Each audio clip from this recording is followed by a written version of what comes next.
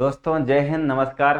आज हम मध्य प्रदेश की राज्य व्यवस्था से संबंधित यानी मध्य प्रदेश की पॉलिटी से संबंधित ऐसे 100 महत्वपूर्ण प्रश्नों की श्रृंखला के साथ सामने हैं, जो आपके लिए एमपीपीएससी प्रीलिम्स परीक्षा के लिए और भारत की सेंट्रल गवर्नमेंट की कोई भी परीक्षा हो जिसमें सामान्य ज्ञान आ रहा है उससे रिलेटेड यहाँ फैक्ट हम आपको बताएंगे, क्योंकि इसका सीधा संबंध हमारे संविधान से है, संविधान के प्रावधानों से है।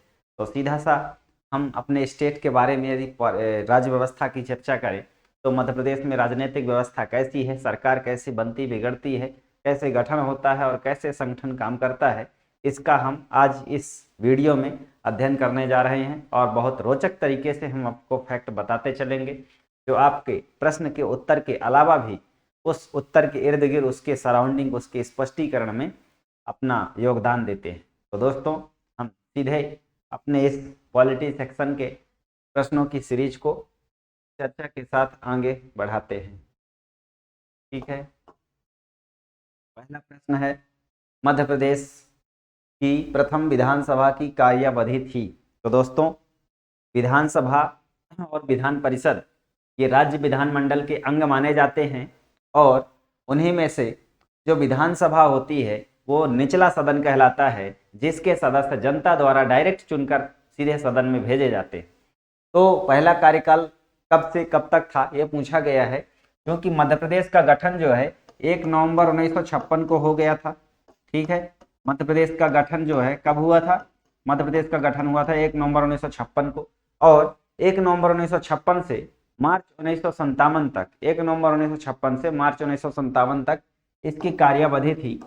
तो नवंबर से लेकर के मार्च तक, मार्च 1957 तक, ठीक, ये कार्यावधि थी। और इसका जो अधिवेशन था वो दिसंबर से लेकर के, जो अधिवेशन था पहला अधिवेशन, ठीक, फर्स्ट, वो 17 दिसंबर से 17 जनवरी तक चला था।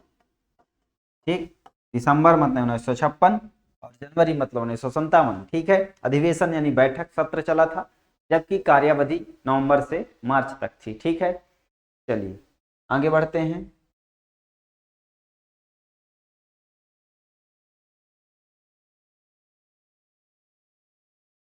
तिहत्तरवें संविधान संशोधन के द्वारा भारतीय संविधान में कौन सी अनुसूची को जोड़ा गया था? तो दोस्तों ये जो प्रश्न है ये हमारे संविधान संशोधन से रिलेटेड है, और हमारे संविधान को लागू होने के बाद 26 जनवरी 1950 को संविधान लागू हुआ था, तब से लेकर आज तक 105 संविधान संशोधन हो चुके हैं। उन्हीं में से जो संविधान में अनुसूची एक जोड़ी गई थी उसका नाम है 11वीं अनुसूची, और 11वीं अनुसूची जो है इससे 73वें संविधान संशोधन 1992-93 के द्वारा क्या की गई थी? जोड़ी गई थी। ठीक है, और यह जो संविधान संशोधन है यह पंचायती राज को संवैधानिक दर्जा देता है। पंचायती राज व्यवस्था को संवैधानिक दर्जा देने की बात करता है। पंचायती राज व्यवस्था को क्या दर्जा देता है? संवैधानिक दर्जा देता है। अर्थात संविधान में भाग 9 और आर्टिकल 243 के सब आर्टिकल जुड़ते हैं, जिसमें पंचायतों के कार्यकाल, उनकी व्यवस्था क्या होगी, सबके बारे में क्या किया गया है, स्पष्ट रूप से वर्णन किया गया है, प्रावधान किया गया है। तो आंसर होगा 11वीं अनुसूची। मूल रूप से हमारे संविधान में 8 अनुसूचियां थी। जब देश का संविधान 26 जनवरी 1950 को लागू हुआ था तब कितने थी? 8 अनुसूची थी। बाद में 1991 में, 51 में, यानी पहले संविधान संशोधन के द्वारा 9वीं अनुसूची जुड़ी। फिर 52वां संविधान संशोधन 1985 के द्वारा 10वीं अनुसूची जुड़ी, दल बदल कानून से रिलेटेड। फिर 11वीं अनुसूची यही 73वें संविधान संशोधन के द्वारा, और 12वीं अनुसूची 74वें संविधान संशोधन के द्वारा नगरीय निकायों के प्रावधान के बारे में शामिल की गई। ठीक है, चलो आगे बढ़ते हैं। एमपी की पहली महिला मुख्यमंत्री कौन थी? तो दोस्तों एमपी की पहली महिला मुख्यमंत्री, यहाँ क्या जोड़ देंगे? महिला। ठीक है, तो एमपी की पहली महिला मुख्यमंत्री प्रश्न पूछा गया है, तो एमपी की पहली महिला मुख्यमंत्री कौन थी? तो सुश्री उमा भारती। ठीक है, इनकी शादी नहीं हुई है इसलिए श्रीमती नहीं है, ये सुश्री है। तो सुश्री उमा भारती हैं, और इनका जो जन्म है टीकमगढ़ में हुआ था, और यह 2003 से लेकर के 2004 तक, अगस्त 2004 तक दिसंबर 2003 से लेकर के क्या रही हैं, मध्य प्रदेश की पहली महिला मुख्यमंत्री होने का गौरव मिला है। ठीक है, तो ये 12वीं विधानसभा में, 12वीं जब विधानसभा का चुनाव हुआ था उसके बाद ये जो है मुख्यमंत्री चुनी गई थी 2003 से 8 तक जिसका कार्यकाल था। तो आंसर हो जाएगा क्या, उमा भारती। ठीक, ये बीजेपी से थी, बाद में जब इन्होंने पद त्याग दिया, त्याग पत्र इनको देना पड़ा एक कारण के, एक केस के कारण, कर्नाटक में कोई केस चल रहा था उससे रिलेटेड, तो बाद में बाबूलाल गौर बने। फिर बाबूलाल गौर के बाद 2005 में शिवराज सिंह चौहान जी बन गए। ठीक, चलिए आगे बढ़ते हैं। मुख्यमंत्री के रूप में क्रमानुसार अधोलिखित मुख्यमंत्री के आरोही क्रम बताना है, इनमें से क्या होगा। तो दोस्तों आरोही क्रम ये बताता है कि कौन सा मुख्यमंत्री पहले बना, फिर उसके बाद कौन बना, यानी बढ़ते क्रम का मतलब पहला कौन बना, फिर उसके बाद कौन, फिर उसके बाद कौन। ठीक, ऐसा। तो आरोही क्रम में हम ये बताएंगे जो सबसे पहले बना होगा और उसके बाद में बना होगा, इस क्रम को हम क्या कहेंगे, आरोही क्रम। ठीक, तो यहाँ जो सबसे पहले बने हैं इनको हम देखें अगर, तो प्रकाश चंद्र सेठी, पीसी सेठी, इन्होंने 1965 से 66 तक मध्य प्रदेश के मुख्यमंत्री के रूप में काम किया। अर्जुन सिंह 1980 से 85 के बीच में 3 बार मुख्यमंत्री बने, 3 बार एमपी के सीएम बने। कौन, अर्जुन सिंह जी। दिग्विजय सिंह जो है 1993 से 2003 तक ये लगातार 10 साल मुख्यमंत्री रहे। शिवराज सिंह चौहान ये 2005 नवंबर से लेकर के 2018 तक रहे और फिर 23 मार्च 2020 से लेकर के ठीक अभी तक लगातार काम कर रहे हैं। तो 2005 से 18 तक, फिर 23 मार्च 2020 से अब तक, यानी सर्वाधिक लंबा कार्यकाल किनका है, शिवराज सिंह चौहान का है। कमलनाथ सरकार गिर गई थी 22 मार्च 2020 तक इन्होंने त्यागपत्र दे दिया था कमलनाथ सरकार ने। तो आंसर हो जाएगा क्या, पहला 1965-66 यानी पहला हो गया।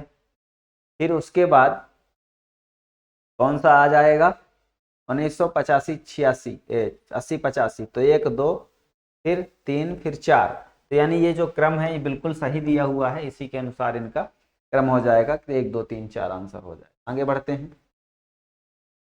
पंचायती राज अधिनियम 62 किस समिति की सिफारिश पर लाया गया था। तो दोस्तों एमपी में सबसे पहले पंचायती राज अधिनियम लाने का काम 1962 में किया गया था और इसके लिए जो एक कमेटी थी, जिस कमेटी ने सुझाव दिया था, उसका नाम था काशी प्रसाद पांडे समिति। क्या नाम था उसका, काशी प्रसाद पांडे। तो उस समिति का नाम था काशी प्रसाद पांडे समिति, काशी प्रसाद पांडे। ठीक, काशी प्रसाद पांडे समिति के अनुसार 1962 में क्या किया गया, पंचायती राज अधिनियम भारत मध्य प्रदेश में लागू किया गया 1962 में। चलो आगे बढ़ते हैं। राज्य पुनर्गठन आयोग की सिफारिश के बाद नवगठित मध्य प्रदेश की विधानसभा सीटों की संख्या कितनी थी। तो दोस्तों 1956 में राज्य पुनर्गठन जो हुआ था फजल अली पुनर्गठन आयोग के द्वारा, जिसमें पूरे देश में 14 राज्य और 6 केंद्र शासित प्रदेश बने, उन्हीं में से राज्य पुनर्गठन एक्ट के द्वारा, राज्य पुनर्गठन एक्ट 1956 लागू किया गया, जिसमें मध्य प्रदेश को भी भाषा के आधार पर गठित किया गया। तो इसमें सीटों की संख्या जो निश्चित की गई थी वो 288 निश्चित की गई थी। ठीक है, कितनी निश्चित की गई थी, 288, और बाद में 320 हो गई। टोटल कितनी हो गई थी, 320। फिर जब छत्तीसगढ़ मध्य प्रदेश से अलग हो गया तो 1 नवंबर 2000 को 230 हो गई और 90 किसको हो गई, छत्तीसगढ़ को। तो 90 छत्तीसगढ़ में चली गई, एमपी में 230 ही रह गई और ठीक बढ़ कितनी गई थी, 320 तक बढ़ गई थी। बाद में परिसीमन आयोग लागू किया गया था जिसमें सीटों की संख्या बढ़ती है, ठीक, परिसीमन आयोग के द्वारा। चलिए तो ये आंसर हो जाएगा। आगे बढ़ते हैं। पंचायती राज व्यवस्था की नींव डालने का श्रेय किन्हें जाता है। तो ये प्रश्न जो है बहुत अच्छा प्रश्न है और इसमें पूछा गया है पंचायती राज व्यवस्था की नींव डालने का श्रेय भारत में किसको कहा जाता है। तो इनमें से जो आंसर है वो राजीव गांधी जी हैं। अब आप कहेंगे कि राजीव गांधी जी कैसे, तो राजीव गांधी जी 1985 से लेकर के 1990 तक 5 साल क्या रहे, प्रधानमंत्री रहे। इन्होंने अपने कार्यकाल में टेक्नोलॉजी को बढ़ाने के लिए कंप्यूटर क्रांति लाया और इनका कहना था कि जो पंचायत को हम अगर सशक्त कर देंगे तो लोकतंत्र सशक्त हो जाएगा। और लोकतंत्र की नींव मजबूत तभी होगी जब पंचायत सशक्त होगा। इसके लिए उन्होंने बाकायदा पंचायती राज को संवैधानिक दर्जा देने का पंचायती राज का स्वरूप, पंचायती राज प्रारूप तैयार कराया था। ठीक है, पंचायती राज प्रारूप तैयार कराने में इन्होंने बड़ा योगदान दिया और 64वां संविधान संशोधन पेश किया। लोकसभा से पास हो गया लेकिन राज्यसभा से पास नहीं हुआ किन्हीं कारणों से, तो ये फेल हो गया, यानी वो संविधान संशोधन नहीं हो पाया, उसको वास्तविक दर्जा नहीं मिल पाया। फिर सरकार गिर गई, फिर सरकार द्वारा इनकी चयन हुई नहीं। चंद्रशेखर की सरकार आई और विश्वनाथ प्रताप सिंह सीएम प्रधानमंत्री बने। 1-2 साल 91 से 92 तक ऐसे ही रहा व्यवस्था देश में। फिर 1992 में पीवी नरसिम्हा राव सरकार आई और 5 साल तक रही। उसी कार्यकाल में फिर पंचायती राज को क्या दिया गया, संवैधानिक दर्जा दिया गया, बाकायदा संविधान संशोधन हुआ। तो आंसर हम क्या रखेंगे, राजीव गांधी जी। राजीव गांधी जी उन्होंने इसका प्रपोजल तैयार करवाया था। ठीक है, चलो आगे बढ़ते हैं। पंचायती राज एवं सामुदायिक विकास मंत्रालय के प्रथम मंत्री कौन थे? तो दोस्तों हमारे देश में पंचायती राज सामुदायिक विकास मंत्रालय के लिए जो 1952 में सामुदायिक विकास कार्यक्रम भी लगाया गया था, तो उस कार्य को बढ़ावा देने के लिए जो मंत्रालय था, इस मंत्रालय का जो प्रमुख था उसको किसको बनाया गया था? उनका नाम था श्री सुरेंद्र कुमार। तो आंसर याद रखिएगा, श्री सुरेंद्र कुमार देश के पहले पंचायती राज और सामुदायिक विकास मंत्री रहे। ठीक है, आगे बढ़ते हैं। बलवंत राय समिति ने पंचायती राज संस्थानों को स्थानीय स्वशासन की सिफारिश कैसे की थी? तो त्रिस्तरीय सिफारिश की थी। बलवंत राय मेहता जो कमेटी थी, 1956 में इसको गठित किया गया था और 1957 में ये इसने अपनी रिपोर्ट पेश की थी। फिर इसकी रिपोर्ट की सिफारिशों को 1958 में लागू कर दिया गया था और इसी की सिफारिशों के आधार पर ही राजस्थान के नागौर जिले से 2 अक्टूबर 1959 को क्या किया गया, पंचायती राज का शुभारंभ किया गया था जवाहरलाल नेहरू जी द्वारा। तो त्रिस्तरीय पंचायत जो व्यवस्था थी, एक थी ग्राम पंचायत, ठीक, और ग्राम पंचायत किस स्तर पर होगी, ग्राम स्तर पर। दूसरी होगी जनपद पंचायत, ठीक, जनपद पंचायत किस लेवल पर होगी, ब्लॉक लेवल पे। और तीसरी हो जाएगी जिला पंचायत, ठीक, ये जिला लेवल पर होगी। तो जिला लेवल पर जिला पंचायत, जनपद विकास ये ब्लॉक माने विकास खंड स्तर पर, और ये ग्राम स्तर पर गठित होगी। इस तरीके से 3 पंचायतों की सिफारिश, 3 स्तरीय पंचायतों की सिफारिश करी थी और ये एकीकृत विकेंद्रीकरण स्वरूप, विकेंद्रीकरण लोकतंत्र का परिचायक था। तो आंसर इसका त्रिस्तरीय हो जाएगा। अशोक मेहता भी एक कमेटी थी जिसने 2 स्तरीय पंचायत समिति की सिफारिश की। मध्य प्रदेश के राज्यपाल के संदर्भ में कथनों का परीक्षण करें। इन्हें हमें स्टेटमेंट के अकॉर्डिंग क्या करना है, बताना है। तो दोस्तों एमपी के प्रथम राज्यपाल रविशंकर शुक्ल थे, ये गलत है, क्योंकि एमपी के राज्यपाल जो थे डॉक्टर बी पट्टाभी सीतारमैया। कौन थे?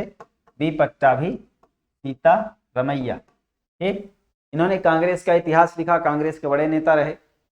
तो पहला आंसर, पहला स्टेटमेंट गलत है। दूसरा है अनुच्छेद 164 के अनुसार राज्यपाल की नियुक्ति मुख्यमंत्री द्वारा की जाती है। ये स्टेटमेंट जो है उल्टा है इसका। राज्यपाल द्वारा सीएम की नियुक्ति, यानी राज्यपाल मुख्यमंत्री को नियुक्त करता है। ये आर्टिकल 164 में लिखा है, ना कि राज्यपाल की नियुक्ति। राज्यपाल की नियुक्ति 155 आर्टिकल में लिखी है, राष्ट्रपति द्वारा की जाती है। 165 के अनुसार राज्य का महाधिवक्ता राज्यपाल के प्रसाद पर्यंत पद धारण करता है। बिल्कुल सही है।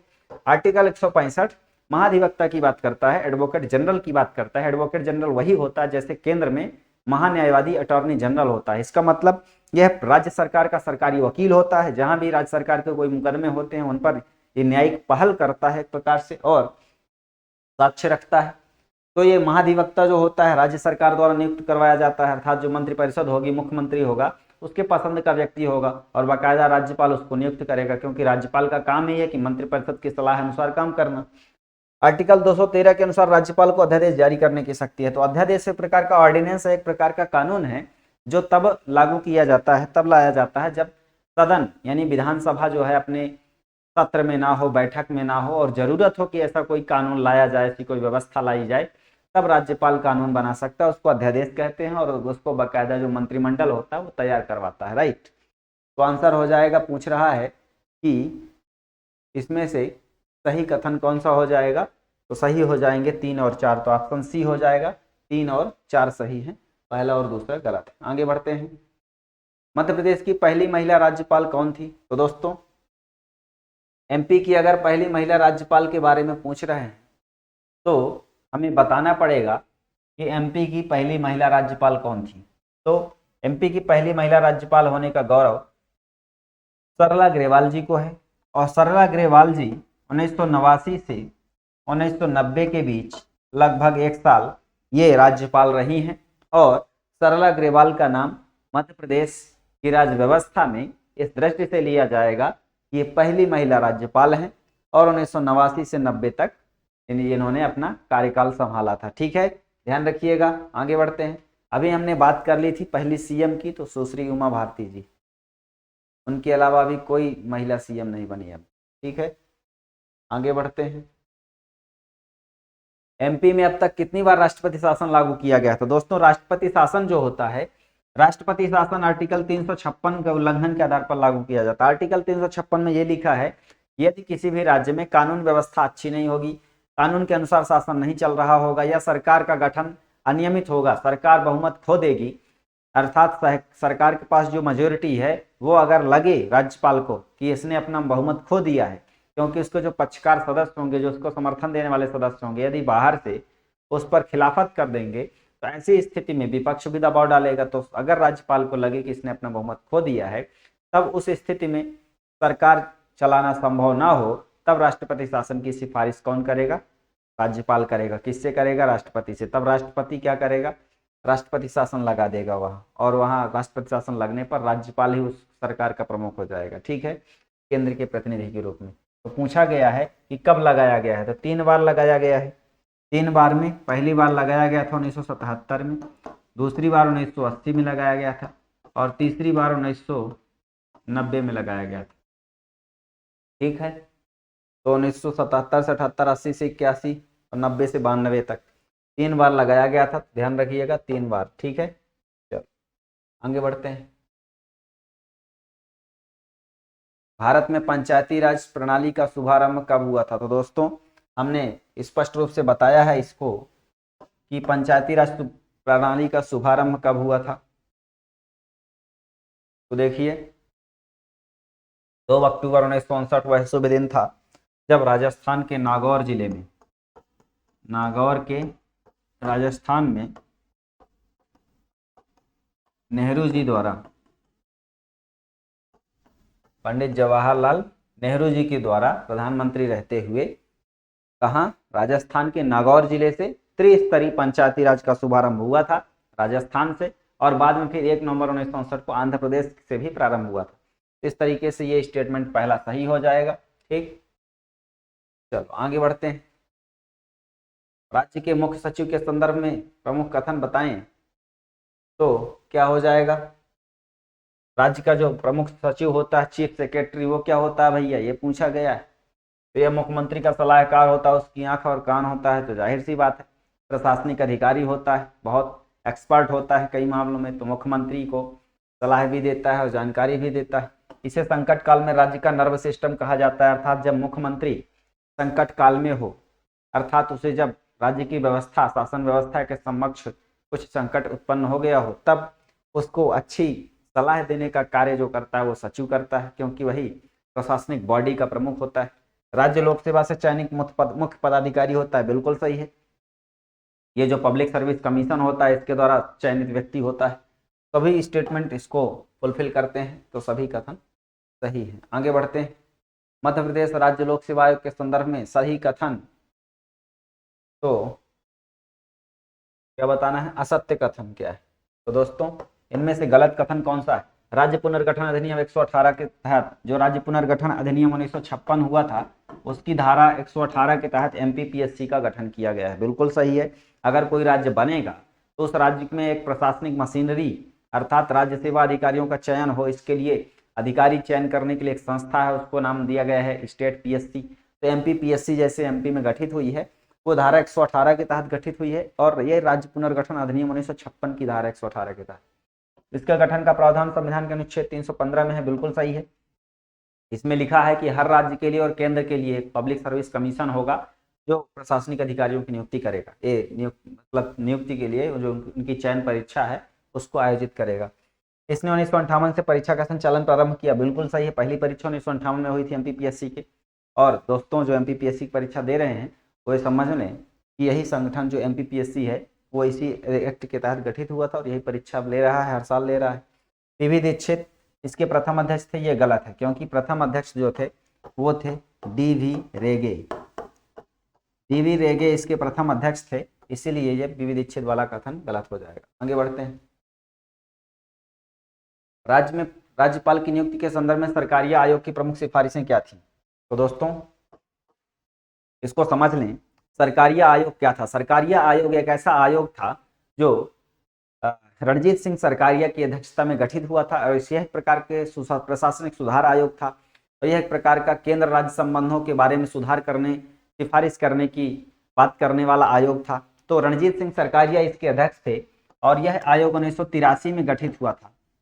RS सरकारिया इनका पूरा नाम था जो इस आयोग के अध्यक्ष थे। ठीक है, 1983 में गठित हुआ, 1987 में रिपोर्ट दी और इसमें उन्होंने बताया कि राज्य में राज्यपाल जो होगा संबंधित राज्य के बाहर का हो, संबंधित राज्य के मुख्यमंत्री से परामर्श लिया जाए और इसका विशेष ध्यान रखा जाए।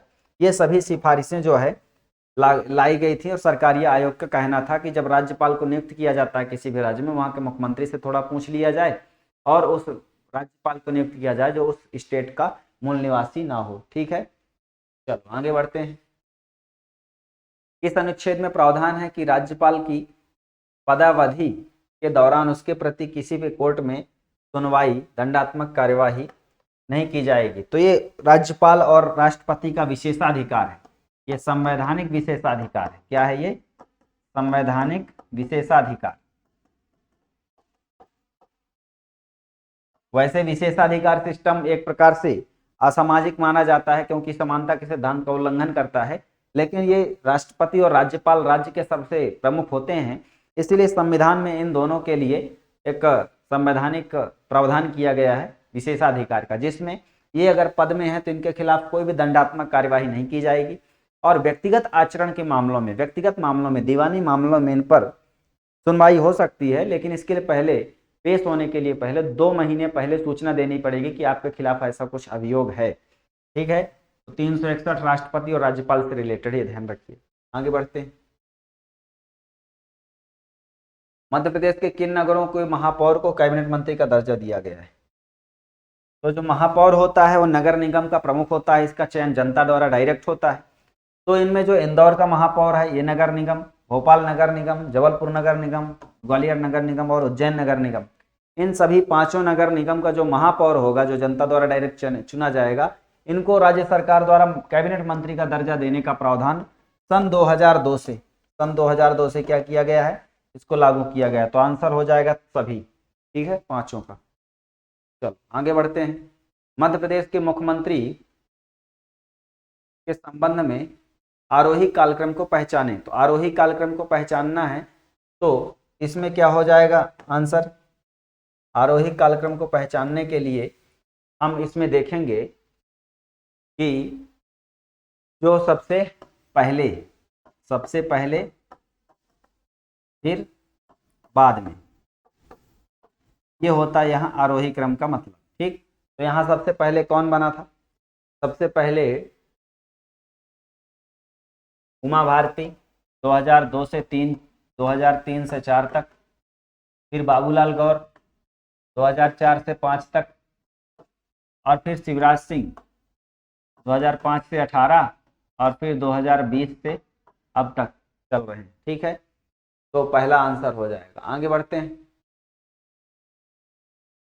मध्य प्रदेश पंचायती राज अधिनियम 1993 में परिकल्पित सभा के गठन का, ग्राम सभा के गठन का क्या उद्देश्य है? तो दोस्तों जो एमपी में 73वां संविधान संशोधन जैसे केंद्र संविधान संसद द्वारा लागू किया गया और उसको पारित किया गया, वैसे ही एमपी में भी पंचायती राज अधिनियम उसी अधिनियम के तहत लाया गया 93 में, जिसमें जो परिकल्पित ग्राम सभा थी, उस परिकल्पित ग्राम सभा में जो उद्देश्य निर्धारित किया गया था उसका मतलब ये था कि प्रत्यक्ष राजनीतिक अधिकार आम जनता के हाथों में सौंपना था। यानी राजनीतिक अधिकार का मतलब होता है कि जनता भी डायरेक्ट चुनाव लड़े और चुनाव में भागीदारी करके एक योग्य व्यक्ति को चयन करे जो गांव के लिए काम कर सके, ग्राम का विकास कर सके। तो डी नंबर हो जाएगा सही। ठीक है। मध्य प्रदेश ई पंचायत के घटक में क्या शामिल है?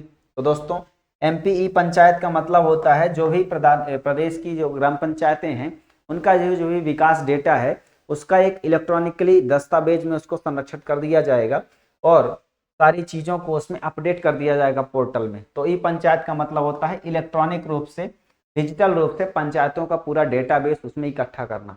प्रोग्राम एंड प्रोजेक्ट मैनेजमेंट सही है, कंटेंट मैनेजमेंट सही है, कैपेसिटी बिल्डिंग सही है। उपरोक्त सभी चीज़ों को यहाँ दिखाया जाएगा जो भी प्रोग्राम और प्रोजेक्ट चल रहे हैं।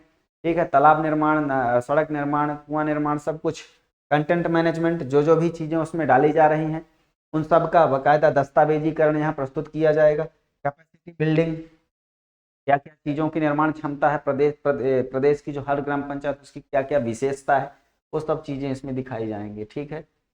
चलो आगे बढ़ते हैं। मध्य प्रदेश पंचायती राज अधिनियम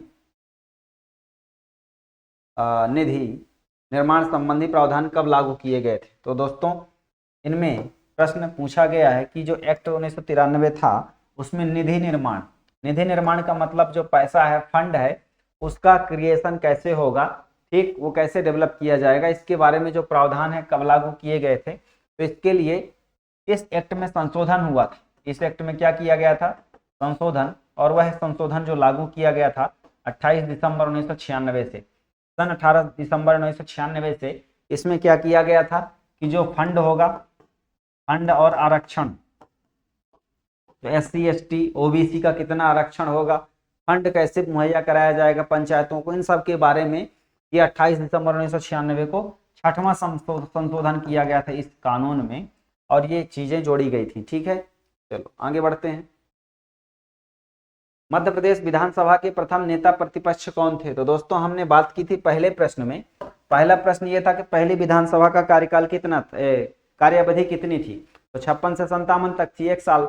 वैसे ही इसमें जो 1956 से 57 तक जो पहली विधानसभा गठित हुई थी उसमें जो विपक्ष के नेता थे उनका नाम था विश्वनाथ यादवराव तमस्कर। विश्वनाथ यादवराव तमस्कर या विष्णुनाथ तमस्कर भी कहीं मिलता है किताबों में, उसको भी ध्यान रखिएगा। ठीक, तो एक ही नाम है, विश्वनाथ या विष्णुनाथ यादवराव तमस्कर। चलो आगे बढ़ते हैं। किस दिवस में ग्राम सभा की बैठक अनिवार्य नहीं है? तो ग्राम सभा की बैठक होगी, एक ग्राम सभा की बैठक होगी, ये साल में कम से कम 4 बार होगी। और ग्राम सभा की बैठक किन तिथि को नहीं होगी ये इसमें दिया गया है, अनिवार्य नहीं है। तो अनिवार्य कब है ग्राम सभा की बैठक, इसको देख लेते हैं। तो अनिवार्य कब है? अनिवार्य है गणतंत्र दिवस में, ठीक, स्वतंत्रता दिवस में, गणतंत्र दिवस में, स्वतंत्रता दिवस में और गांधी जयंती के दिन। गांधी जयंती मतलब 2 अक्टूबर। और श्रम दिवस यानी मजदूर दिवस 1 मई। 1 मई को गांधी जयंती, 2 अक्टूबर को, 15 अगस्त को, 26 जनवरी यानी गणतंत्र दिवस को। इन चारों में कंपलसरी है, ठीक। तो इसमें कोई ऑप्शन नहीं होगा, ये गलत होगा, यानी डी नंबर इसमें सेलेक्ट करेंगे क्योंकि श्रम दिवस को अनिवार्य है, स्वतंत्रता दिवस के लिए अनिवार्य है, गणतंत्र दिवस के अनिवार्य है और एक गांधी जयंती के लिए भी अनिवार्य है। तो यहाँ जो डी है इनमें से कोई नहीं आंसर हो जाएगा। ठीक, चलो पढ़ते हैं आगे। MP के प्रथम मुख्यमंत्री कौन थे? तो दोस्तों मध्य प्रदेश का पहले मुख्यमंत्री के रूप में कार्यकाल किसने संभाला था? तो इनमें से पहला आंसर है ये B number, Pandit Ravishankar Shukla. Pandit Ravishankar Shukla MP के क्या थे? प्रथम मुख्यमंत्री रहे हैं। तो पंडित रविशंकर शुक्ल का नाम याद रखिएगा। MP के पहले क्या रहे हैं? MP के पहले CM रहे हैं। और पहले राज्यपाल कौन रहे हैं? तो पहले राज्यपाल रहे हैं डॉक्टर बी पट्टाभी सीतारामैया। ठीक है, तो पहले मुख्यमंत्री रविशंकर शुक्ल जी। ठीक, आगे बढ़ते हैं। समन्वित ग्रामीण विकास योजना का मुख्य लक्ष्य क्या है? तो समन्वित ग्रामीण विकास योजना का मतलब होता है IRDP, integrated rural development programme. Integrated rural development programme ये 2 अक्टूबर सन 1980 को 2 अक्टूबर सन 1980 को लागू किया गया था, लाया गया था। इसका उद्देश्य था, क्या उद्देश्य था इनमें से उद्देश्य था आपका ग्रामीण क्षेत्रों में गरीबी रेखा से नीचे जीवन यापन करने वाले लोगों को रोजगार देना। ऋण प्रदान किया जाएगा और लोगों को रोजगार दिया जाएगा जो बीपीएल होंगे। बीपीएल का मतलब होता है बिलो पॉवर्टी लाइन, ठीक है, गरीबी रेखा से नीचे जीवन यापन करने वालों को। ये कार्यक्रम लाया गया था, लोगों को कर्ज भी दिया जा रहा था, प्रशिक्षण भी दिया जा रहा था काम करने के लिए और रोजगार दिया जाता था। बाद में 1999 में विलय कर दिया गया इसका। किसमें विलय कर दिया गया? स्वर्ण जयंती ग्राम स्वरोजगार योजना, SGGSY। SGGSY में स्वर्ण जयंती, ठीक है, SJGSY मतलब स्वर्ण जयंती ग्राम स्वरोजगार योजना में इसका विलय कर दिया गया, इस योजना का। ठीक, चलो आगे बढ़ते हैं। किसकी सिफारिश पर भारत में पंचायती राज व्यवस्था की स्थापना की गई थी? तो दोस्तों, भारत में पंचायती राज व्यवस्था की सिफारिश के लिए कौन सी कमेटी गठित हुई थी? तो बलवंत राय मेहता कमेटी, जो 1956 में गठित हुई थी, 1957 में अपनी रिपोर्ट पेश की और 1958 में इसकी रिपोर्ट की सिफारिशों को लागू कर लिया गया। और 2 अक्टूबर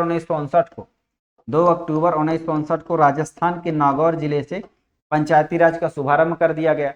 तो इस कमेटी की सिफारिश पर शुभारंभ किया गया था, ठीक है, ध्यान रखिएगा। आगे जब 73वां संविधान संशोधन लागू किया गया 1993 में, वो था पंचायती राज को संवैधानिक दर्जा दिया गया।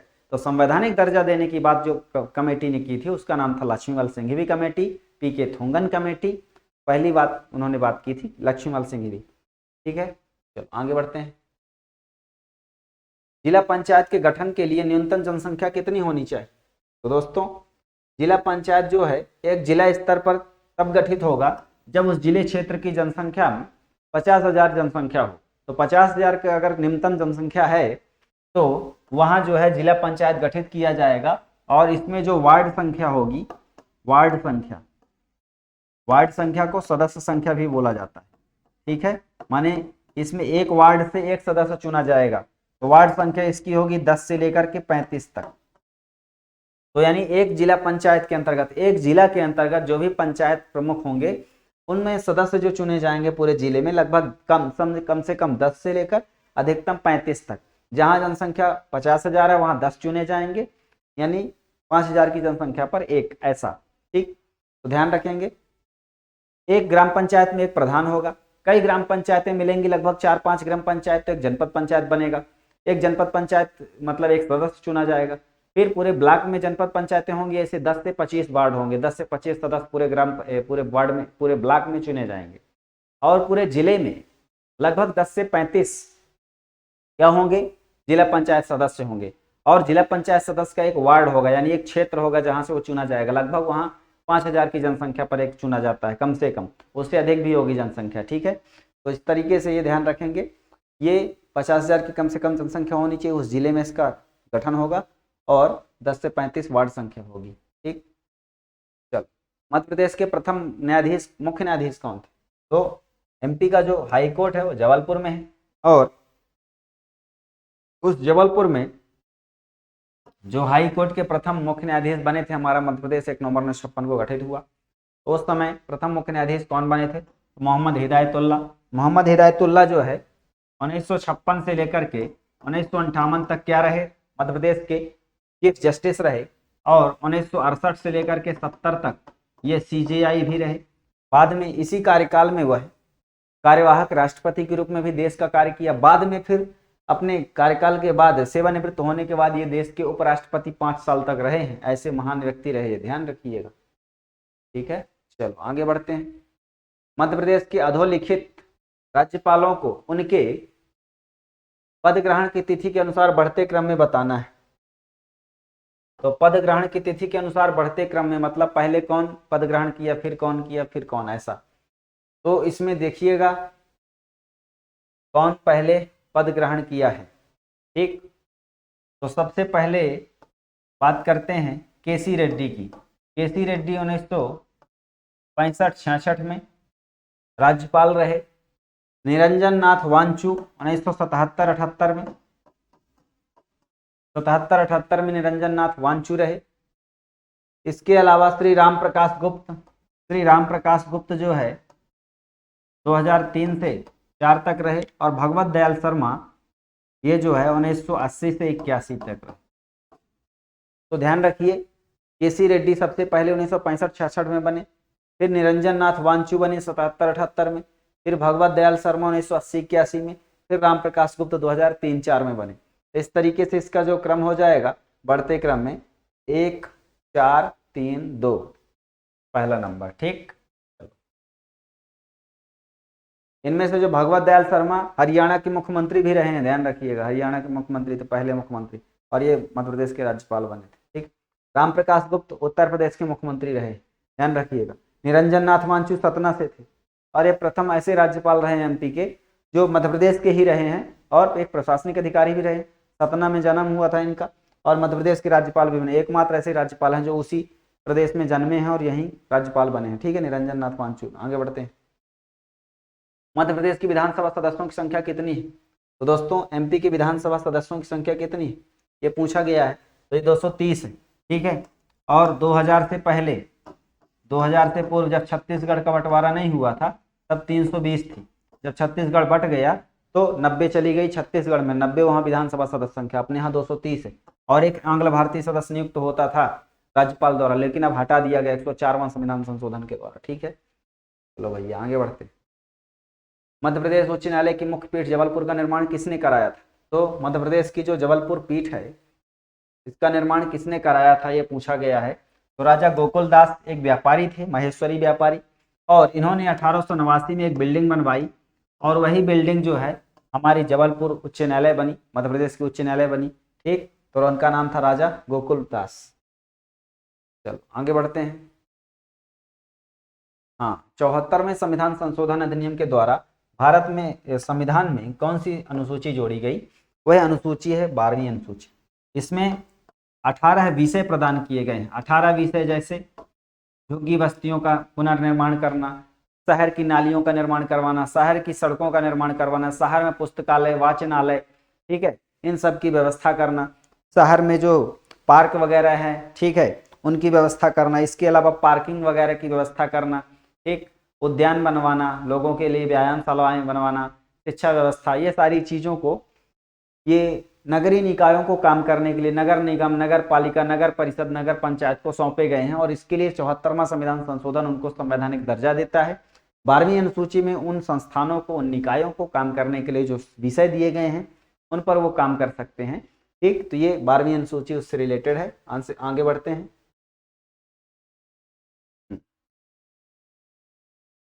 अब यहाँ हमें मिलान करना है।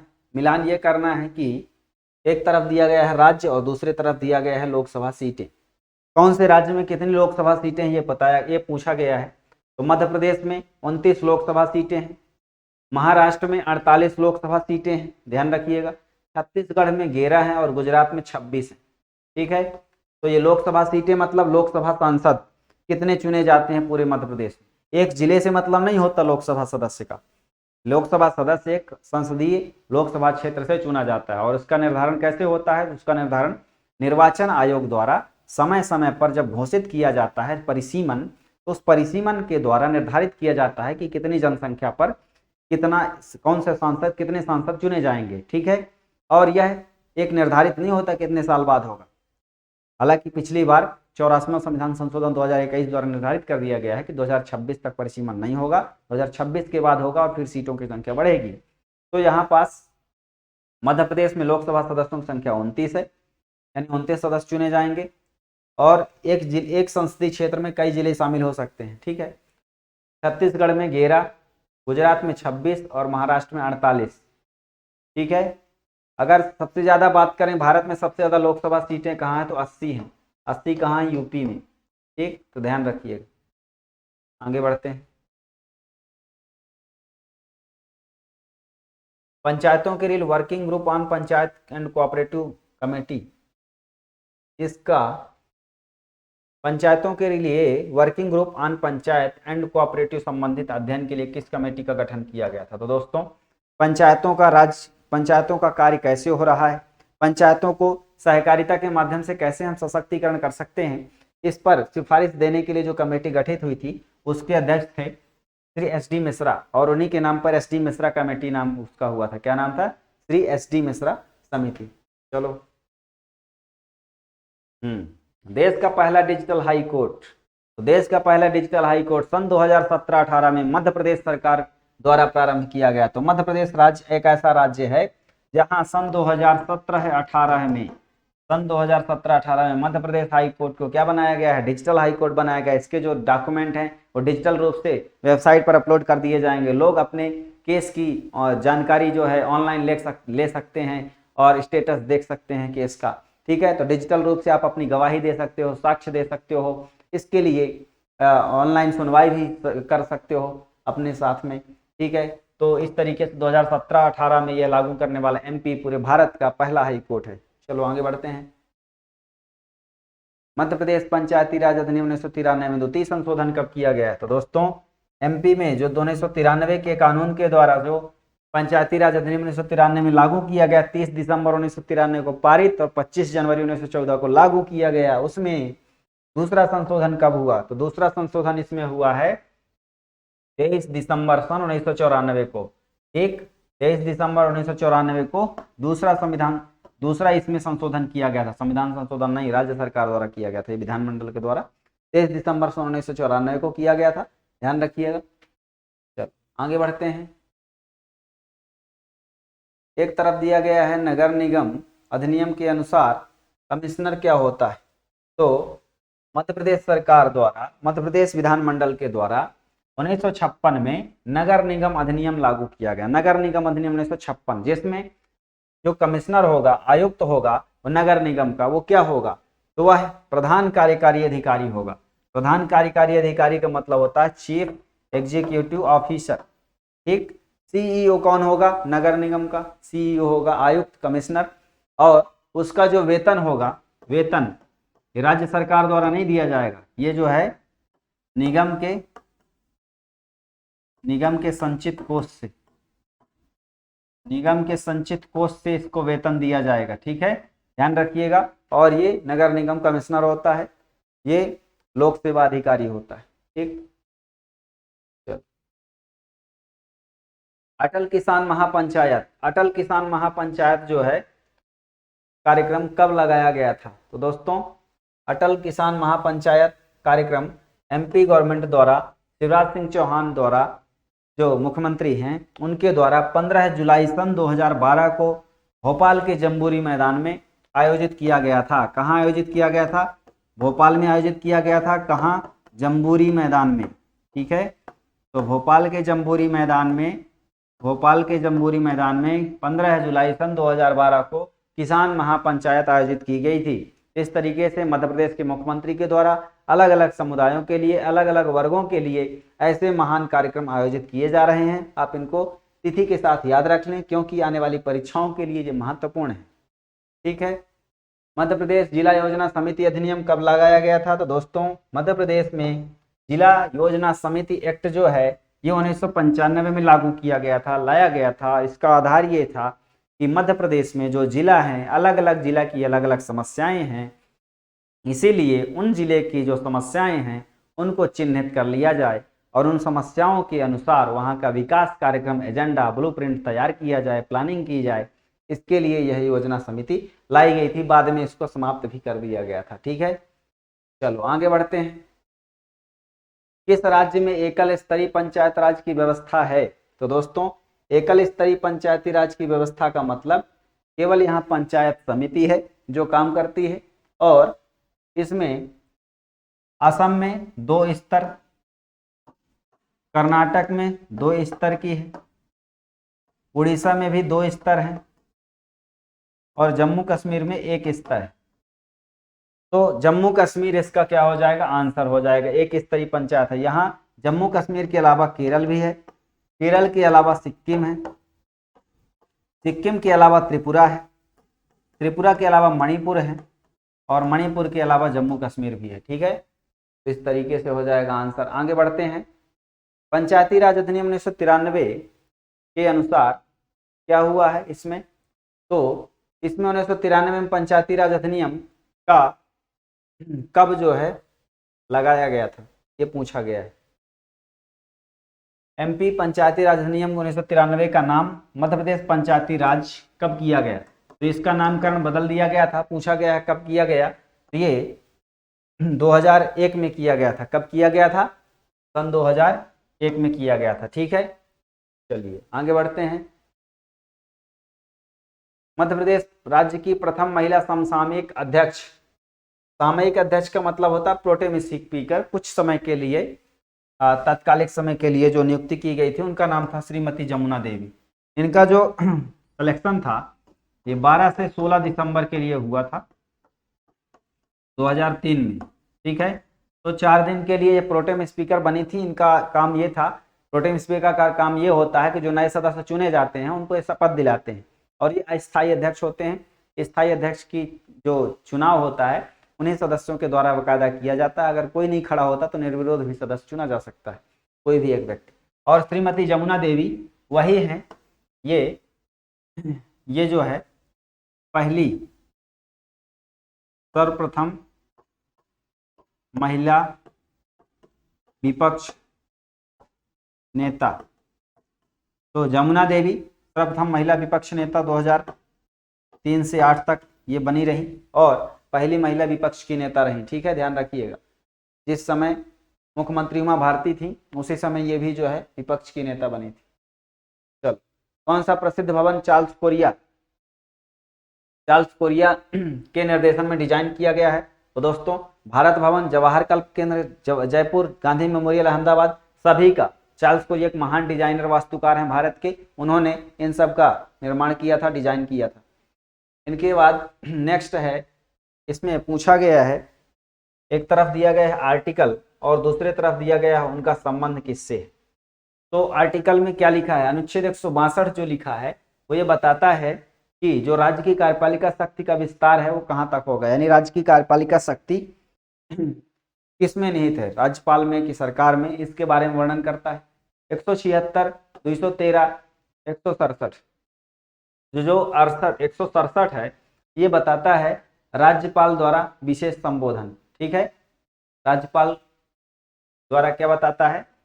विशेष, एक मिनट, ये अनुच्छेद 167 जो है राज्यपाल के मुख्यमंत्री को सूचना देने का दायित्व बताता है। मतलब मुख्यमंत्री का दायित्व वर्णित है 167 में। ये बताता है कि अगर मुख्यमंत्री कोई काम कर रहे हैं, कोई नीति बन रही है सरकार की, उसके बारे में राज्यपाल को जानकारी दी जाए। कोई भी कानून बनता है उसके बारे में राज्यपाल को दी जाए, कोई विधि बनती है उसके बारे में राज्यपाल को जानकारी दी जाए, और यदि राज्यपाल ऐसी जानकारी मांगते भी हैं तब भी दी जाए। ये राज्य मुख्यमंत्री का कर्तव्य है। तो मुख्यमंत्री के कार्य 167 में है। 213 में लिखा है कि राज्यपाल द्वारा अध्यादेश जारी करने की शक्ति। अनुच्छेद 176 है कि राज्यपाल को विशेष संबोधन करने की शक्ति। तो विशेष संबोधन राज्यपाल कब करेगा? साल के पहले संबोधन में, यानी साल में अगर पहली बार किसी भी साल की पहली बैठक जो होगी विधानसभा की या विधान परिषद की, उसमें संयुक्त रूप से संबोधन करने का शक्ति जो है वो किसकी है? राज्यपाल की है। केंद्र में जिस तरीके से राष्ट्रपति लोकसभा और राज्यसभा के संयुक्त अधिवेशन को संबोधित करता है पहली बार, ठीक है, वैसे ही राज्यपाल राज्यों में। ठीक, इस तरीके से इसका आंसर मिलान कर लिए। आगे बढ़ते हैं। भारतीय संविधान का कौन सा आर्टिकल राज्य सरकारों को ग्राम पंचायत के गठन का अधिकार देता है? तो दोस्तों अनुच्छेद 40 डीपीएसपी का भाग है, नीति निर्देशक तत्व का भाग है। इसी के अंतर्गत वर्णित था कि ग्राम पंचायतों का गठन करे सरकार, तो सरकार ने इस अधिकार का प्रयोग करते हुए पंचायतों का गठन कर लिया। ठीक है। मध्य प्रदेश में नगरीय प्रशासन प्रारंभ किस नगर से हुआ था? तो जबलपुर से हुआ था। 1964 में प्रारंभ हुआ था, पहली नगर निगम बनी थी, फिर पूरे प्रदेश में भी लागू कर दिया गया था। ठीक है, नगरीय प्रशासन जबलपुर से प्रारंभ हुआ था। राज्य विधानसभाओं में आंग्ल भारतीय समुदाय के लिए जो अनुच्छेद है वो आर्टिकल 333 में है। आर्टिकल 333 में ये लिखा है कि राज्यों में एक एक आंग्ल भारतीय समुदाय की सदस्य की नियुक्ति की जाएगी राज्यपाल द्वारा। और आर्टिकल 331 में लिखा है कि लोकसभा में 2 व्यक्तियों को एंग्लो इंडियन को राष्ट्रपति मनोनीत करेगा। लेकिन 331 और 333 में जो एंग्लो इंडियन को नियुक्त करने का प्रावधान था 104वां संविधान संशोधन 2020 के द्वारा हटा दिया गया है, डिलीट कर दिया गया है। ठीक है, ध्यान रखेंगे। आगे बढ़ते हैं। एमपी में कौन सा नाटक शालाओं सार्वजनिक मनोरंजन पर कर लगा सकते हैं? तो यह अधिकार है जनपद पंचायत का। जनपद पंचायत ब्लॉक लेवल पर गठित होती है, ग्राम पंचायत से ऊपर का और जिला पंचायत से बीच का मध्यवर्ती स्तर होता है, और इसको इन शालाओं पर नाटक पर मनोरंजन पर कर लगाने की शक्ति है जनपद पंचायतों को। ठीक है। फिर 73वां संविधान संशोधन के बाद एमपी में पहली बार प्रत्यक्ष चुनाव कब हुए? तो 73वां संविधान संशोधन 1993 30 दिसंबर को पारित हुआ, 25 जनवरी 1994 को लागू हुआ, तो अब मार्च अप्रैल में चुनाव हो गए थे 1994, मार्च अप्रैल 1994 में पहला चुनाव हुआ था। डी नंबर आंसर हो जाएगा। ठीक है। समन्वित ग्रामीण विकास कार्यक्रम को क्रियान्वित करने वाला किसका कार्य है? तो दोस्तों समन्वित ग्रामीण विकास कार्यक्रम को क्रियान्वित करना ये कार्य है जनपद पंचायत का। किसका काम है? जनपद पंचायत का। जनपद पंचायत कुछ अधिकार ग्राम पंचायत को दे देती है और इसको जो निर्देश देती है वो जिला पंचायत देती है। जनपद पंचायत इसका आंसर हो जाएगा। आगे है, किसी राज्य में विधान परिषद की स्थापना और समाप्ति का प्रावधान किस आर्टिकल में दिया गया है? तो ये विधान परिषद का सृजन करना और विधान परिषद का समाप्त करना आर्टिकल 169 में है। और आर्टिकल 169 में ये जो दिया गया है इसको तब किया जाता है जब विधानमंडल दो तिहाई बहुमत से क्या करे? बहुमत से प्रस्ताव पास करे। प्रस्ताव क्या करे? पास करके संसद को भेज दे। संसद को जब भेज देगी फिर संसद उसको पास करेगी, तब जाके वहां विधान परिषद बनेगी और समाप्त होगी। इस आशय का प्रस्ताव पहले शुरू होगा विधानसभा से, उस राज्य के द्वारा। तो आंसर क्या हो जाएगा? B number. ठीक है। चलो आगे बढ़ते हैं। एमपी के पूर्व मुख्यमंत्री बाबूलाल गौर किस संगठन के संस्थापक सदस्य रहे हैं? तो भारतीय मजदूर संघ 1952-55 में गठित हुआ था। और उस समय जो दत्तोपंत ठेंगड़ी एक महान शख्सियत थे, उन्होंने इस संगठन को स्थापित किया था और उसमें ये संस्थापक सदस्यों में से एक रहे हैं बाबूलाल गौर जी। ठीक। तो भारतीय मजदूर संघ याद रखिएगा, सी नंबर। उच्च न्यायालय के न्यायाधीशों की सेवानिवृत्ति की अधिकतम उम्र कितनी है? तो उच्च न्यायालय के जो न्यायाधीश हैं 62 साल की उम्र में रिटायर होते हैं, जबकि सर्वोच्च न्यायालय के न्यायाधीश 65 साल की उम्र में रिटायर होते हैं। अंतर इतना है। डी नंबर याद रखेंगे। उच्च न्यायालय का न्यायाधीश अपना त्यागपत्र किसको देता है? तो हाई कोर्ट जो होता है, उच्च न्यायालय जो होता है, उसका जो न्यायाधीश होता है उसको नियुक्त करने का अधिकार किसको है? राष्ट्रपति को। उच्च न्यायालय हो या सर्वोच्च न्यायालय हो, उनके जो भी न्यायाधीश नियुक्त किए जाते हैं राष्ट्रपति द्वारा नियुक्त किए जाते हैं। इसीलिए इन सभी को अगर त्यागपत्र देना होगा तो अपना त्यागपत्र किसको देंगे? राष्ट्रपति को देंगे। ठीक है। तो आंसर क्या हो जाएगा? राष्ट्रपति। चलो आगे बढ़ते हैं। विभिन्न राज्यों में बलवंत राय मेहता कार्यदल की सिफारिशों के कार्यान्वयन के बारे में क्या बताया गया है? कुछ बताया गया है, उसके बारे में पढ़ते हैं। बलवंत राय मेहता की कार्यसमिति जो सिफारिश थी उनमें कौन सा कथन सही है? आंध्र प्रदेश में इस प्रणाली का शुभारंभ 1958 में हुआ, यह गलत है, क्योंकि ये जो गठन हुआ था 1 नवंबर 1959 को हुआ था, इसलिए स्टेटमेंट गलत। कर्नाटक में प्रणाली 1962 में आई, गलत है। प्रथम यह व्यवस्था राजस्थान के नागौर में लागू हुई, सही है। तो केवल सी सही है, बाकी गलत है। ठीक। एमपी में नगर परिषदों के वित्तीय कार्यकारी प्रशासन के लिए देखभाल के लिए कौन व्यक्ति जो है जिम्मेदार होता है? तो जो वित्तीय और कार्यकारी प्रशासन के लिए जिम्मेदार होता है वह व्यक्ति होता है मुख्य नगर पालिका अधिकारी, जिसको हम सीएमओ कहते हैं, चीफ म्युनिसिपल ऑफिसर। ठीक है। तो बी नंबर हो जाएगा। इसकी नियुक्ति भी एमपीपीएससी एमपी में होती है, एमपीपीएससी द्वारा मतलब चयन होता है, फिर सरकार नियुक्त करती है। आगे बढ़ते हैं। इसमें पूछा गया है कि कौन सा कार्य 11वीं अनुसूची में वर्णित है? सिंचाई का प्रबंध करना, सार्वजनिक वितरण प्रणाली में सहायता करना, लघु और कुटीर उद्योगों का विकास करना, सभी। तो सभी इसमें वर्णित है। और ये 11वीं अनुसूची में जो 73वें संविधान संशोधन के द्वारा जोड़ी गई है, ग्राम पंचायतों के काम दिए गए हैं। ग्राम पंचायत में जाहिर सी बात है लोगों को काम करने के लिए लघु कुटीर उद्योगों को बढ़ावा दिया जाएगा, इसीलिए तेंदुपत्ता संग्राहकों के लिए सरकार पैसा अनुदान देती है। ठीक है। बीड़ी बनाते हैं वो लोग। सार्वजनिक वितरण प्रणाली में राशन मिलता है। ठीक है। सिंचाई का प्रबंध करना, इसके लिए नहर निर्माण, तालाब बनवाने के लिए सरकार पैसा देती है, अनुदान देती है। इस तरीके से आंसर हो जाएगा 3। ठीक।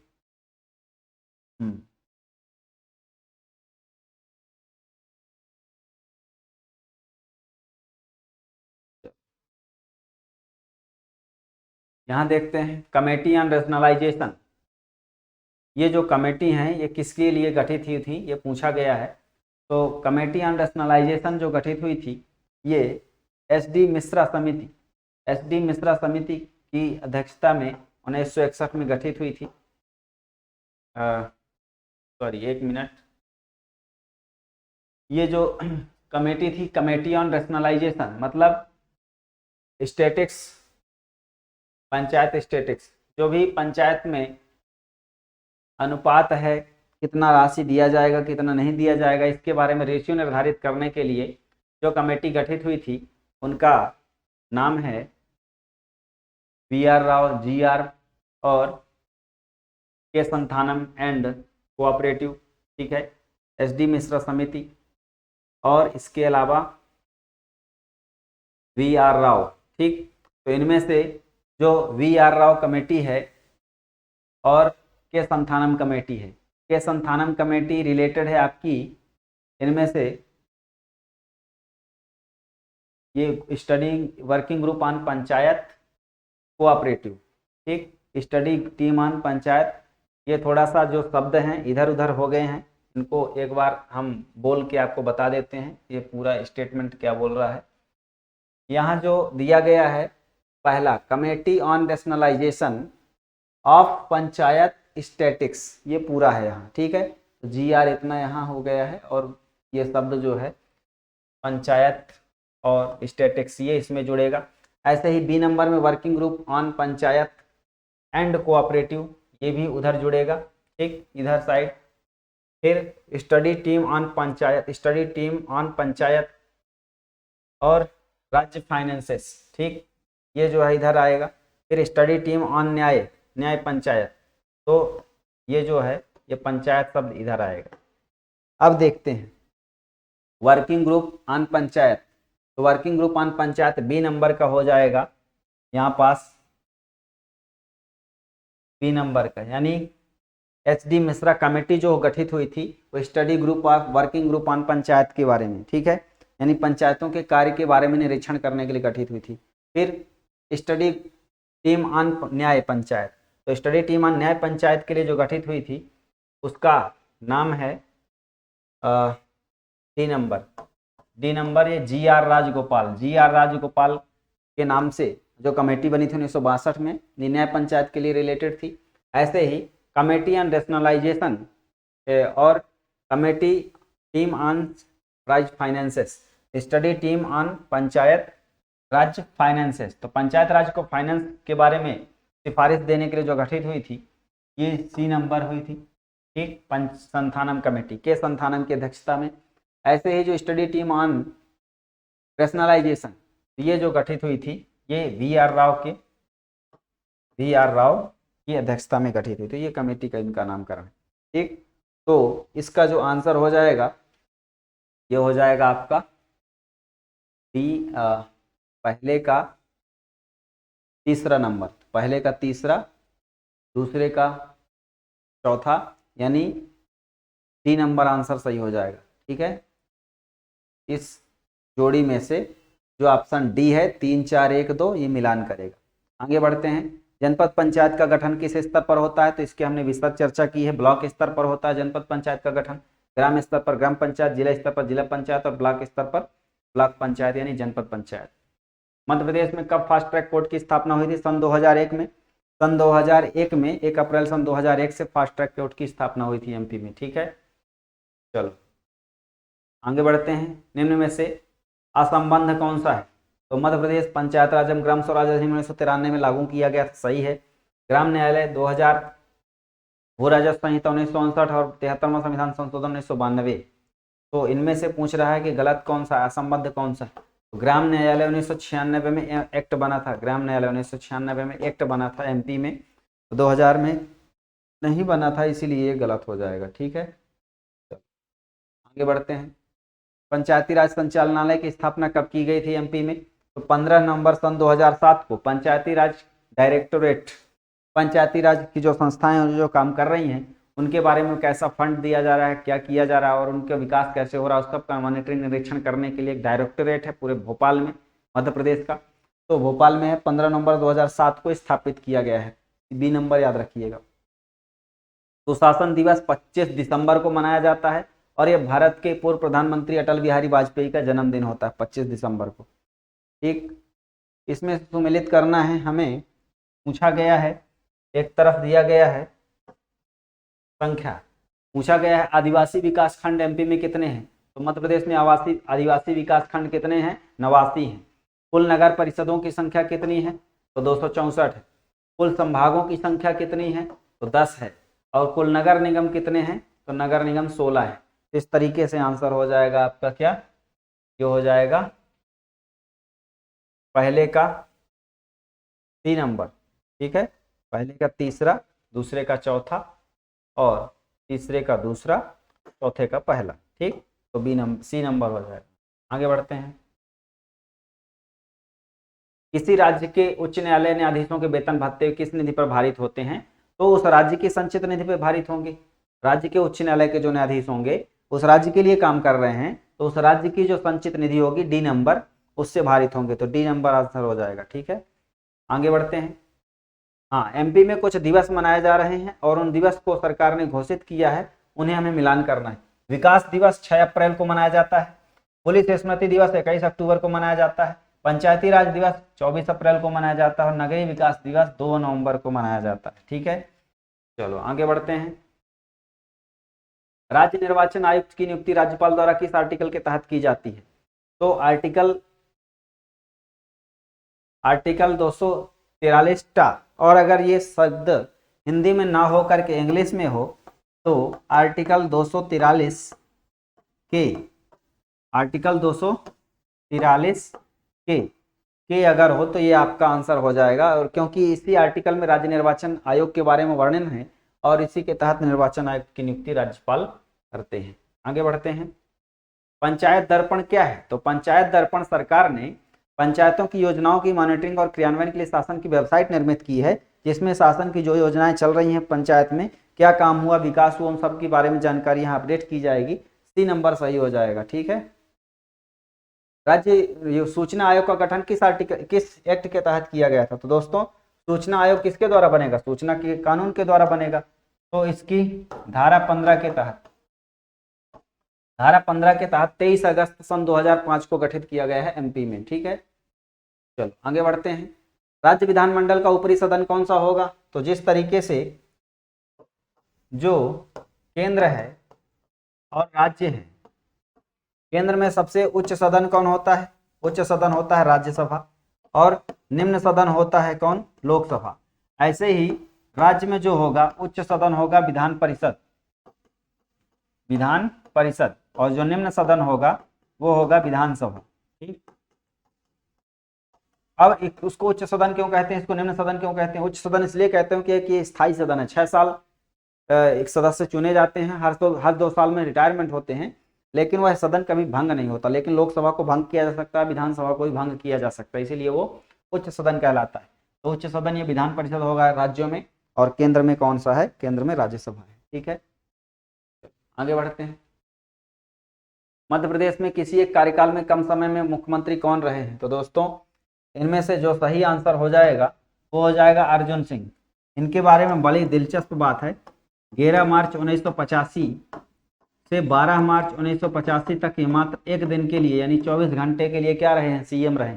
11 मार्च 1985 को जब इनको नियुक्त किया गया मुख्यमंत्री, तो दूसरे दिन इनको केंद्र सरकार द्वारा क्या कर दिया गया था? राष्ट्रपति द्वारा पंजाब का राज्यपाल बना दिया गया। जब एक दिन दूसरे दिन राज्यपाल बना दिया गया तो इन्होंने अपना त्याग दिया, तब एक दिन के लिए मुख्यमंत्री रहे अर्जुन सिंह, इसलिए अर्जुन सिंह का नाम इसमें याद रखिएगा। उच्च न्यायालय को किस आर्टिकल के तहत मौलिक अधिकारों संबंधी रिट जारी करने की शक्ति है? तो आर्टिकल 226 के तहत हाई कोर्ट रिट जारी कर सकता है 5 प्रकार की, और आर्टिकल 32 के तहत केंद्र यानी सुप्रीम कोर्ट जारी कर सकता है रिट, ठीक। आगे बढ़ते हैं। गांव में सड़क, पुल आदि शौचालय का निर्माण कथन करना किसकी जवाबदारी है? तो गांव में ये सड़क निर्माण करवाना किसकी जिम्मेदारी है? ग्राम पंचायत की जिम्मेदारी है गांव में, ठीक। राज्यपाल अपना पद त्याग पत्र किसको देते हैं? तो राज्यपाल अपना त्याग पत्र राष्ट्रपति को देते हैं, क्योंकि राष्ट्रपति द्वारा नियुक्त होते हैं, ठीक, राष्ट्रपति। आगे बढ़ते हैं। मुख्यमंत्री की नियुक्ति किसके द्वारा की जाती है? तो मुख्यमंत्री की नियुक्ति राज्यपाल द्वारा की जाती है, शपथ भी राज्यपाल दिलाते हैं, ठीक। आगे बढ़ते हैं। एक तरफ दिया गया है आर्टिकल और दूसरे तरफ दिया गया है उनसे संबंधित फैक्ट। तो मुख्यमंत्री की नियुक्ति राज्यपाल करेंगे, ये किस में लिखा है? तो ये आर्टिकल 164(1) में लिखा है। मंत्रिपरिषद राज्य की विधानसभाओं के प्रति सामूहिक रूप से उत्तरदायी होगा, ये लिखा है आर्टिकल 164(2) में। कोई भी मंत्री जो निरंतर 6 माह की किसी अवधि के लिए राज्य विधानमंडल का सदस्य नहीं है तो वह समाप्ति पर मंत्री नहीं रहेगा। यह आर्टिकल 164(4) में लिखा है। और मंत्री के वेतन भत्ते राज्य के विधानमंडल के द्वारा निर्धारित किए जाएंगे, ये आर्टिकल 164(5) में लिखा है। ठीक है, इस तरीके से हम ये आर्टिकल को मिलान कर लेंगे और याद रखेंगे, परीक्षा में पूछे जाते हैं। मध्य प्रदेश के राज्यपाल की नियुक्ति राष्ट्रपति द्वारा निम्न परामर्श की जाती है। तो राज्यपाल की नियुक्ति कैसे की जाती है? केंद्र सरकार जो होगी, क्योंकि सरकार के वफादार व्यक्ति सरकार जिस पर मन चाही उसको नियुक्त कर देगी राज्यपाल के रूप में, तो मंत्रिपरिषद की सिफारिश चाहिए, तो संघीय मंत्रिपरिषद के द्वारा सलाह दी जाती है और बाकायदा प्रधानमंत्री इसकी सिफारिश करते हैं। तो ये नंबर हो जाएगा। प्रधानमंत्री मध्य प्रदेश का उच्च न्यायालय की खंडपीठ कहाँ स्थित है? तो एमपी की खंडपीठ इंदौर और ग्वालियर में 28 नवंबर 1968 को स्थापित की गई थी। ठीक है। राष्ट्रपति शासन में राज्य का प्रमुख संचालक कौन हो जाता है? तो राज्यपाल हो जाता है। जब राष्ट्रपति शासन लग जाता है तो राज्यपाल शासन संभालने लगता है। ठीक है। भारतीय संविधान के किस अनुच्छेद में मुख्यमंत्री के कार्यों को परिभाषित किया गया है? अनुच्छेद 167 में मुख्यमंत्री के कार्य बताए गए हैं, जिसमें उसको ये भी काम है कि जो अपनी नीति है, सरकार की कानून है, नियम है, निर्णय है, उसके बारे में राज्यपाल को जानकारी दे। तो ये कर्तव्य भी उसका वर्णित है, कार्य भी वर्णित है 167 में। ठीक है। हाँ, राज्य विधानसभा का गठन संविधान के किस आर्टिकल के तहत किया जाता है? तो 170 अनुच्छेद 170 के तहत विधानसभा का गठन, अनुच्छेद 169 के तहत विधान परिषद का गठन वर्णित है। ठीक। ग्राम पंचायत और निधि कोष का संचालन किसके माध्यम से होता है? तो ग्राम प्रधान और पंचायत विकास अधिकारी, ग्राम प्रधान और पंचायत विकास अधिकारी, इन दोनों के बीच जो है ये निधि कोष का वर्णन होता है। पंचायत विकास अधिकारी कौन होता है? ब्लॉक लेवल पे होता है। ठीक है। चलो, मध्य प्रदेश पंचायत अधिनियम 1981 के अंतर्गत आने वाली पंचायती राज प्रणाली में समीक्षा की कमेटी किस पर आधारित थी? तो 1981 में जो अधिनियम बना था उसकी समीक्षा करने के लिए जो कमेटी गठित हुई थी उसका नाम था MP Dubey committee. MP Dubey committee 1981 में। ठीक है। मध्य प्रदेश में संभाग स्तर पर सर्वश्रेष्ठ जनपद पंचायत को कितनी राशि से पुरस्कृत किया जाता है? तो 1987 में एक नियम बना है जिसमें यदि ब्लॉक लेवल पर, संभाग लेवल पर और राज्य लेवल पर, ब्लॉक लेवल पर अगर कोई ग्राम पंचायत अच्छा काम करती है तो उसको 25,000, कितना दिया जाएगा? 25,000 दिया जाएगा। ग्राम पंचायत ब्लॉक लेवल पर ग्राम पंचायत अच्छा काम करेगी। तो संभाग स्तर पर अगर जनपद पंचायत अच्छा काम करेगी तो संभाग स्तर पर जनपद पंचायत को काम करने के लिए कितना दिया जाएगा? 5 लाख रुपए। ठीक। और यदि राज्य स्तर पर कोई पंचायत पुरस्कृत हो रही है, राज्य स्तर पर कोई ग्राम पंचायत, जनपद पंचायत, जिला पंचायत, कोई भी, उसको 25 लाख रुपए दिया जाएगा। ठीक। तो इसका आंसर हो जाएगा सॉरी। अब आगे देखते हैं राज्य सरकार का संवैधानिक प्रमुख कौन होता है? तो दोस्तों संवैधानिक प्रमुख राज्य सरकार का होता है राज्यपाल, जैसे केंद्र में राष्ट्रपति। आगे बढ़ते हैं। मध्य प्रदेश के महू में किस नेता का जन्म हुआ था?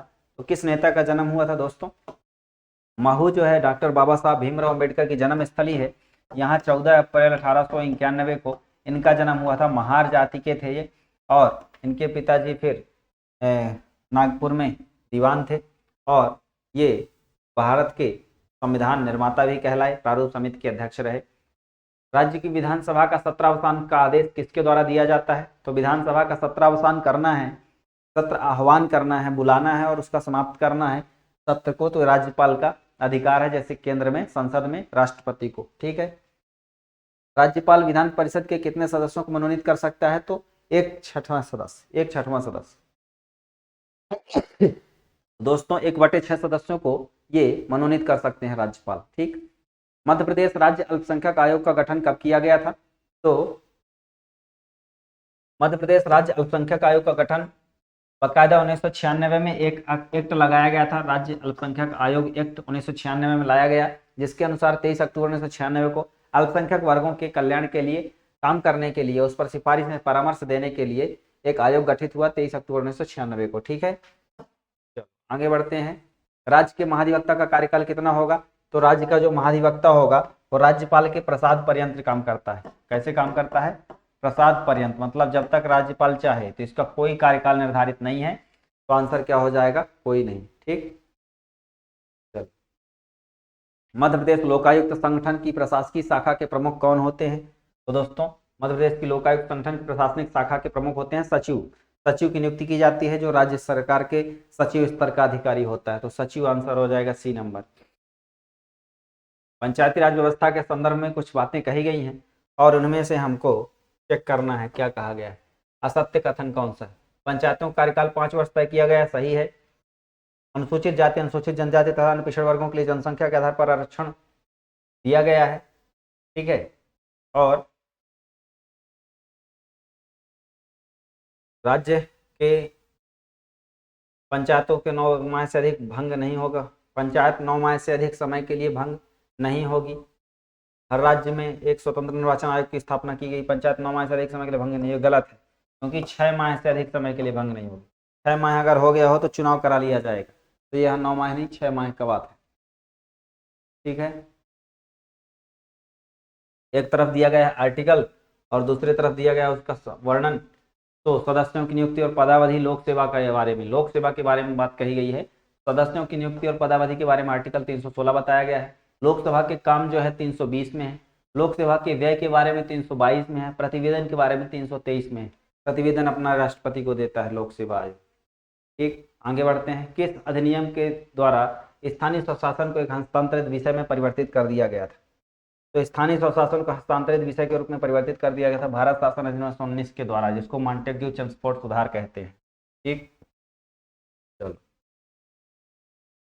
उच्च न्यायालय को किसका अधीक्षण करने का अधिकार है? तो उच्च न्यायालय किसका अधीक्षण करेगा? अपने से नीचे के न्यायालयों का। तो अधीनस्थ न्यायालयों का अधीक्षण करने का अधिकार है। आर्टिकल 227 में ये लिखा है। आगे विधानसभा अध्यक्ष का चुनाव कौन करता है? तो दोस्तों विधानसभा अध्यक्ष का चुनाव कौन करते हैं? विधानसभा के सदस्य ही करते हैं। जैसे लोकसभा अध्यक्ष का चुनाव लोकसभा के सदस्य करते हैं, ठीक। विधानसभा अध्यक्ष अपना त्यागपत्र किसको देते हैं? तो विधानसभा अध्यक्ष अपना त्यागपत्र देते हैं उपाध्यक्ष को। उपाध्यक्ष अपना त्यागपत्र देता है अध्यक्ष को, राइट, बी नंबर हो जाएगा। राज्यपाल के पद की नियुक्ति उम्र न्यूनतम उम्र सीमा कितनी है? 35 वर्ष है। राज्यपाल की जो नियुक्ति की उम्र सीमा है 157-58 आर्टिकल में वर्णित है, तो 35 वर्ष होगी, ठीक है। राष्ट्रपति भी न्यूनतम 35 वर्ष में चुना जाता है। मध्य प्रदेश राज्य सतर्कता आयोग का गठन कब किया गया? 1 मार्च सन 1964 को किया गया। 1 मार्च सन 1964 को राज्य सतर्कता आयोग का जो गठन किया गया था वो इसलिए किया गया था कि देश में जो प्रदेश में भ्रष्टाचार बढ़ रहा है उसके बारे में विजिलेंस किया जा सके, जांच की जा सके, और भ्रष्टाचार को कम करने के लिए, भ्रष्टाचार का निवारण करने के लिए इस आयोग को गठित किया गया है। लोगों को सतर्क रखने के लिए, प्रदेश में ऐसी व्यवस्था मशीनरी स्थापित हो कि प्रदेश अच्छी व्यवस्था स्थापित कर सके। तो 1 मार्च सन 1964 को जैसे केंद्र में केंद्रीय सतर्कता आयोग गठित किया गया, वैसे राज्य में भी राज्य सतर्कता आयोग का गठन किया गया है 1 मार्च 1964 को, ठीक है। तो हम लोगों ने बहुत अच्छे तरीके से ये 100 प्रश्नों की श्रृंखला को बहुत कम समय में कंप्लीट किया। आशा है कि आप इसके प्रश्नों को, उत्तरों को देख देख करके आप अपनी तैयारी को बूस्ट कर लेंगे। हमारे साथ जुड़ने के लिए आपका बहुत बहुत धन्यवाद। हमसे यूं ही जुड़े रहें और आने वाले समय में भी हम और अन्य विषयों से लेकर के 100 प्रश्नों की अन्य श्रृंखला को बताते चलेंगे। ये है टोटल हमारे इस यूट्यूब प्लेटफॉर्म पे 100 वीडियो आएंगे जो अलग अलग सब्जेक्ट को कवर करेंगे। तो दोस्तों यह 100 वीडियो अगर आप देख लेते हैं, ठीक, और आपको अगर कोई पीडीएफ चाहिए, ये जो पीडीएफ है इसका पीडीएफ आपको चाहिए तो आप कमेंट में अपना क्वेश्चन डाल सकते हैं, आपको प्रोवाइड करा दिया जाएगा, ठीक है। तो दोस्तों आप हमसे यूं ही जुड़कर अपनी तैयारी को बूस्टर डोज प्रदान करते रहें और अपने सफलता के कारवां को हुए। धन्यवाद। जय हिंद, जय भारत। आपको होली की हार्दिक शुभकामनाएं। आपको होली के पावन अवसर पर हार्दिक शुभकामनाएं।